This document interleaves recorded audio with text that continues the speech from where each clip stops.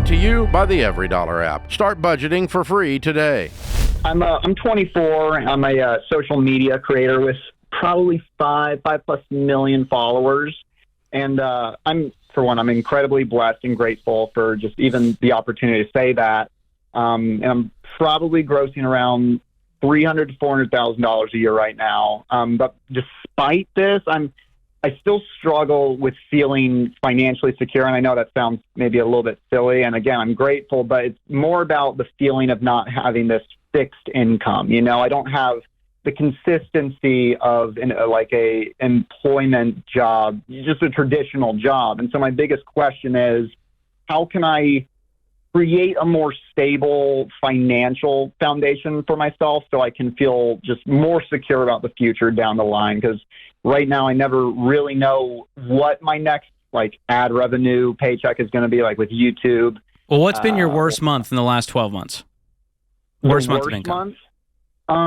Well, I would say the worst was probably maybe a couple months ago, 10K in a single month. Can you cover all your bills with 10K?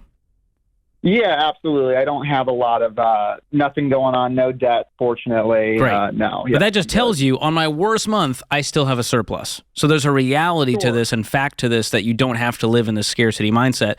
But I do think it's wise to diversify. And even at Ramsey Solutions, as a business, we talk about how we don't want to be so on one platform that we're so reliant on it that if something were to happen, YouTube changes the algorithm, all of a sudden you're out. And that's why it's good to have, brand partnerships, your own product offerings. So do you have money coming in outside of just YouTube ad revenue? Do you have sponsors or products?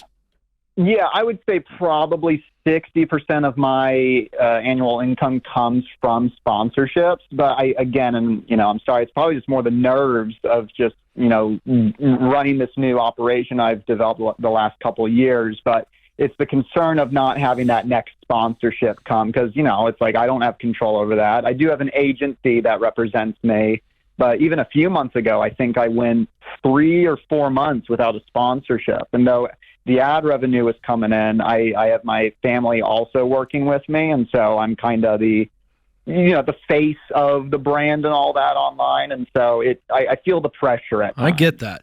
I'm going to tell you what I would do if I were in your shoes. And this has nothing to do with whether or not you're an online content creator or you were you owned your own wallpaper business, okay? Right. So if I'm the sole, kind of breadwinner, I would be putting a year's worth of your needs away. So we talked about your worst month, but what are all your bills, everything? I mean, soup to nuts. How much money do you have to have some comfortable margin to cover every expense in your life? How much? What's that number? Round figure. I mean, gosh, it's because I'm so new to, I'm naive, and that's probably the biggest thing that I don't understand. Naive people don't know they're naive. So you're a step beyond that, at least. No, I think you're misunderstanding my question. I'm talking about your rent or your mortgage, your bills. That's everything. Like groceries, gas. I'm talking cost of living. What is the number that you need every month to be comfortable?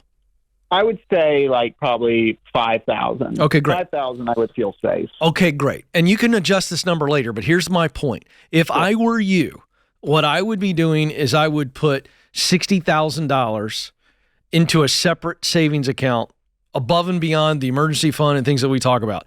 That's what I would do. I would put it in the company's account, however you pay yourself.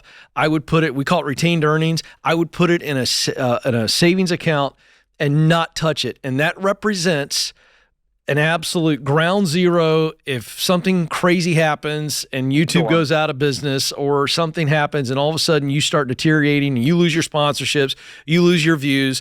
Because I'm saying it this way because I want you to mentally walk through what would have to happen for this thing to just all of a sudden start to go down pretty quickly or tank.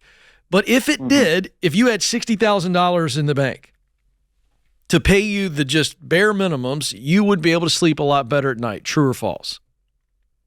Yeah, definitely. And I would do that.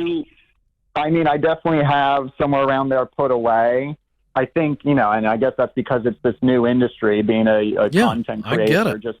It's just this self-employed job. And so, and I've been looking into different outlets of, But if you had trying to 12 invest months, as Jay, well. if you had 12 months to pivot to anything else, you would feel a lot better, correct? Yeah, I would say so. Yeah. Then that's what I would do. George, I don't know if you want to add Yeah, to you already told takeaway. me you're diversifying. And so I think part of this is also figuring out, how do I own more of the audience? How do I create an email list? How do I develop products to where I'm diversified? We recommend that with mutual funds across 4 types. We're not doing a single stock. And I recommend you do the same in your business as a content creator. And so find different streams of revenue to where if one goes down, you still have the others to keep you afloat. On top of this kind of peaks and valleys fund that Ken talked about, where if you have a lean month, you have a savings account. You have some retained earnings to fall back on. And I think it's wise to know that this pony train may not last forever. We may not make 400 grand on YouTube forever. Maybe you make more. Who knows? But I think the more you're putting away in savings and investing while also having some balance where you're spending and giving wisely, you're going to then learn, okay, I'm on the bike, I'm pedaling, I'm not about to fall off. And that takes a little bit of time. Yeah, and I think probably one of the just more specific technicals I would have to ask is like, I have an LLC. I started that. I've been managing my finances. I got a CPA who helps me on a quarterly basis and all that. So I've set the basic foundation when it comes to maintaining my finances. What would be like truly, literally the next thing I should do? I don't have a 401k. Should I, start initiating, going down that path or? Yeah, I would look into a solo 401k if that's an option for you, depending on how big your team is. If it's just you and a spouse or something like that, you could do a solo 401k. You can look into a SEP IRA as well. So there's some great options for self-employed folks, and you can get connected to a SmartVestor Pro at RamseySolutions.com. Click on Trusted Services over there and get connected with an investment pro who can go, hey, here's your options as a small business owner of ways you can invest. And that's going to make you feel a lot better when you're putting away 60, 70% of your income and then going, all right, I'm going to learn how to live on the 30. Sure. Yeah. You're doing great, man. Congratulations. Yeah. And be that young, making that kind of money and asking these questions. Yeah. And I also agree with you, George. And Jay, I would make sure you heard what George said. I think he said about 60% of his revenue is sponsors. Did I hear that right? Yes. I'd like to see that number. I'd like to see that number eventually get more even. 50-50.